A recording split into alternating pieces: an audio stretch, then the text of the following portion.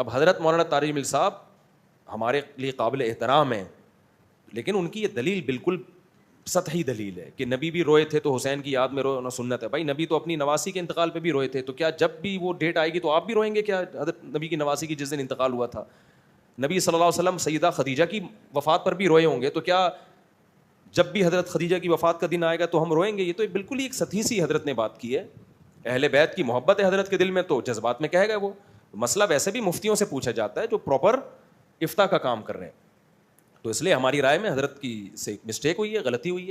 آپ نے بیان میں کہا تھا کہ جب نبی کریم صلی اللہ علیہ وسلم کو کربلا کی خبر دی گئی تو آپ اس وقت روئے تھے، لیکن ہم نے سنا ہے علماء سے، مولانا طارق جمیل صاحب سے، کہ حضرت امام زین العابدین ساری رات رویا کرتے تھے اور ساری زندگی روتے تھے.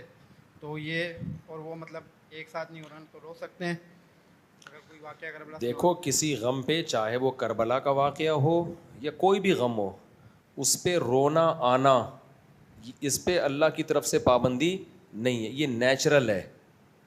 رونا منانا، باقاعدہ سوچ سوچ کے رونا، اس کو سنت قرار دینا غلط ہے. بعض لوگ کہتے ہیں حسین کے غم پہ رونا سنت ہے، یہ تعبیر ہی غلط ہے. غموں کو برداشت کرنا سنت ہے. خود بخود جو رونا آ جائے وہ معاف ہے.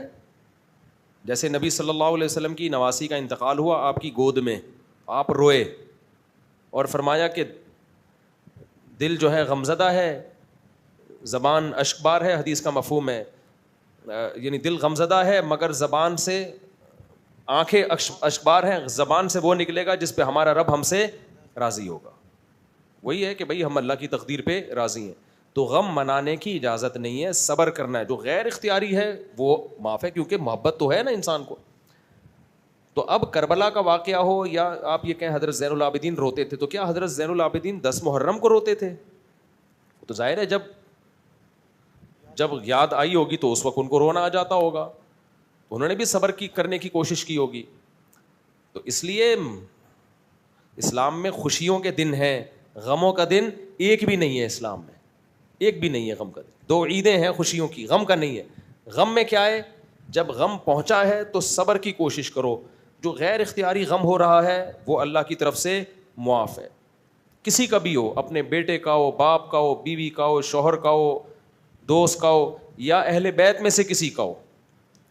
تو اتنی بخاری مسلم کی واضح حدیثیں ہیں نوحے پر کہ جو نوحہ کرنے والی عورتیں ان پر لعنت ہے. من شق الجیوب لیس منا، گریبان چاک کرے غموں میں وہ ہم میں سے نہیں ہے. جو سینہ پیٹے، جو روئے، کتنی اس بات. تو شیعہ حضرات کا مسلک الگ ہے، ان کو کرنے دو. میں بار بار کہتا ہوں بھائی کسی کے مسلک کو چھیڑنے کی ضرورت نہیں ہے، نہ طنز کرنے کی ضرورت ہے.